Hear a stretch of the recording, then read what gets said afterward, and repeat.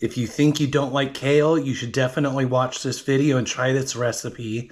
I'm along there with you. I'm not a big kale fan, but I could probably eat 2 bunches of kale in one sitting made this way. It's delicious.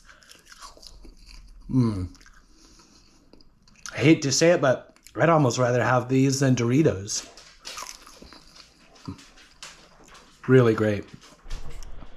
First step in making kale chips is growing, then picking your kale. I started both of these from seeds a couple months ago. The great thing about growing in 10A is that you can grow food 365 days a year. So kale is definitely one of the top ones we can get away with growing in the wintertime. I grew 2 different varieties from seed.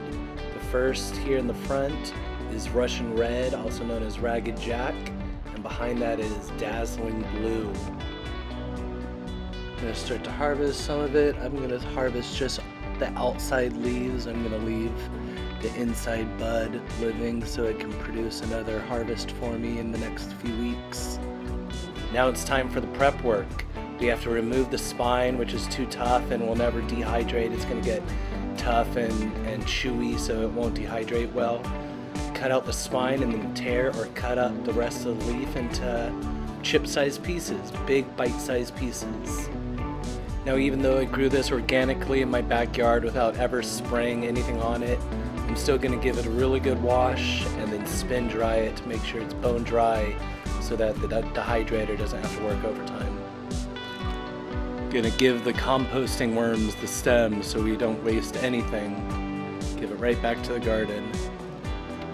Now with the kale prepped, I put it into a large bowl, drizzle some olive oil on it, and then sprinkle some salt.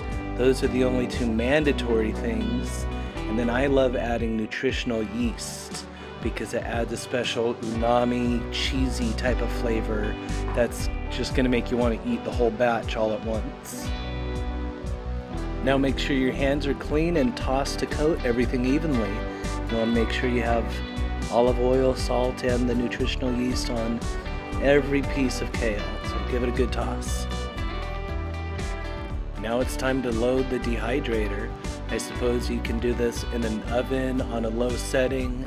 There's lots of different models and styles of dehydrators, and we're also doing it under different parameters at home. Maybe it's hotter or colder or more humid or more dry at your home. The drying time and temperatures can be a little bit different, but I'm gonna set mine to 125 degrees, and this should only take about an hour and 45 minutes, maybe 2 hours max. Put your kale in there in a single layer. It's okay if they're touching the sides, but you really don't want anything overlapping or folded over on itself. You want everything to dry evenly at the same time. I ended up using 5 trays out of the 9 trays I have on this dehydrator. So those 2 heads of kale filled 5 trays.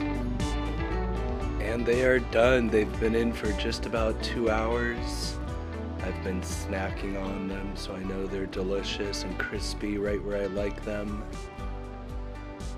You can store them in a Ziploc baggie or a mason jar. Probably lasts longer in the fridge. That's even if they make it that long. They're delicious. You'll eat them quick. Thanks for watching.